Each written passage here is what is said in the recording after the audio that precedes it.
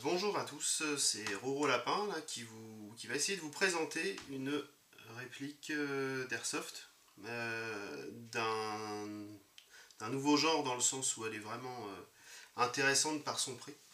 On n'a pas eu l'occasion de l'avoir encore vraiment beaucoup présenté en review. Pour cause, c'est un produit, on va dire, vraiment cheap, hein.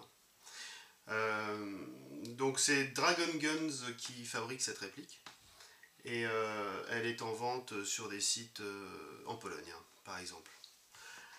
Alors ce qui nous choque tout de suite, enfin ce qui nous marque tout de suite dans cette réplique, c'est la qualité des matériaux employés. On est sur un modèle tout plastique ou presque, puisqu'en fait elle a le rail supérieur 22 mm, les deux petits rails latéraux également 22 mm, les organes de visée donc avant et arrière comme ceci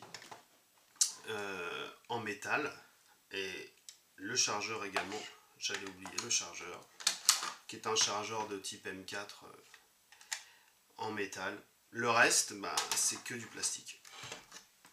C'est que du plastique. Ce qui m'a choqué en ouvrant le carton, c'était la couleur de la réplique, hein, parce qu'elle est vendue pour être tan, couleur tan ou plutôt déserte. Et ben en fait non, la Dragon Guns DG05T pour nommer la référence, bah elle est vert cacadois quoi. C'est pas très joli. Enfin, c'est pas que c'est pas très joli, c'est que surtout quand on s'attend à avoir une réplique d'une couleur et puis qu'on en reçoit d'une autre couleur, et ben on est un peu déçu. Bon, on s'y fait, hein, ça a l'avantage d'être assez camo pour jouer en extérieur dans une forêt, hein, c'est sûr qu'elle pètera pas trop aux yeux. Maintenant, voilà, on aime ou on n'aime pas. Moi personnellement, je crois qu'il va me falloir un certain temps pour m'y habituer. Hormis ça, la réplique d'origine est équipée donc d'une poignée tactique, tout ce qu'il y a de plus cheap, avec un système de verrouillage par petits taquets ressorts. Là, ouais, j'avais jamais vu ça avant, hein. Bon, c'est pas cher, hein, en même temps, on sait qu'on en a pour son argent. Alors, pour la remettre, voilà, c'est pas trop compliqué. Elle est donc montée avec une crosse crâne réglable en multiples positions. Au début, ça bougeait beaucoup, donc j'ai mis un peu de Chatterton noir pour consolider le tout, pour éviter le jeu. Un bouton de décompression de ressort là qui finalement est factice. Ce que j'ai trouvé sympa, c'était le système de blocage du rear sight.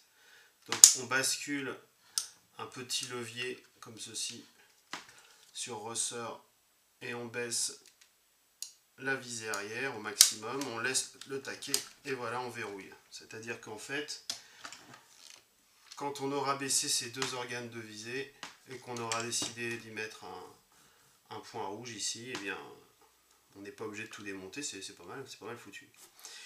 Donc voilà, pour relâcher le tout, on ouvre ça comme ça. C'est assez bien foutu, c'est pas mal. Elle est livrée donc avec une batterie NIMH 1200 mAh, standard, classique, bas de gamme aussi. Donc voilà. Qu'est-ce qu'il faut savoir aussi, donc toutes les parties plastiques sont la crosse arrière, le tube de crosse, la poignée, le corps complet de la réplique, le garde-main et même le canon externe, le cache-flamme également. Le logement de la batterie. Le logement de la batterie, un peu particulier, c'est pas complètement stupide, hein. On a deux vis, une de chaque côté du garde-main, montées sur ressort, on appuie dessus, On tourne, hein, on n'a même pas besoin d'un tournevis. Ça tourne tout seul. Et on relâche. Ça nous permet de dégager, voilà, le logement de la batterie. Le garde-main qui sert de logement de batterie. Alors on a tout de suite l'impression que c'est immense, qu'on peut y mettre n'importe quel type de batterie. Mais finalement, pas tant que ça. Hein. C'est un peu galère à remonter. Je dirais que c'est un peu le point noir de la réplique. C'est au départ arriver à loger cette batterie dans ce garde-main. Une fois qu'on a compris, c'est comme toutes les répliques, de toute façon, elles ont toutes des logements un peu compliqués, un peu mal foutus. C'est de l'airsoft, hein. Donc ça fait partie du jeu. Voilà, donc une fois qu'on l'a mis comme ça et qu'on la repousse en arrière, on cale bien le garde-main en face du rail, on rappuie, on tourne, c'est gagné. Là, c'est impeccable. C'est très pratique par contre. Voilà, donc cette réplique de chez Dragon Guns, donc je rappelle la référence, hein, c'est un DG05T. Elle a la particularité d'être très puissante comparée à, j'ai envie de dire, l'emballage extérieur qui fait vraiment cheap. Attention, hein, c'est cheap mais c'est bien assemblé. Hein. Il n'y a pas de jeu dans aucune des pièces. C'est assez bien foutu quand même. Hein. C'est léger mais c'est sérieux quand même. Eh bien la particularité c'est la puissance puisqu'elle est montée sur une gearbox avec une gearbox métal et renforcée. Avec comment dire, un ressort de 120 dessus, donc c'est assez impressionnant parce que la réplique tape vraiment fort. Elle est donnée pour 380 à 400 fps sur le carton. J'imagine que c'est mesuré à de la bille légère, mais moi je l'ai passé au chrony avec de la bille à 0,25 en 0,25 grammes. J'ai été complètement époustouflé parce que je l'ai mesuré jusqu'à 355 fps à la 0,25 qui donne 1 joule 5 au chrony. Là par contre pour le coup c'est bluffant.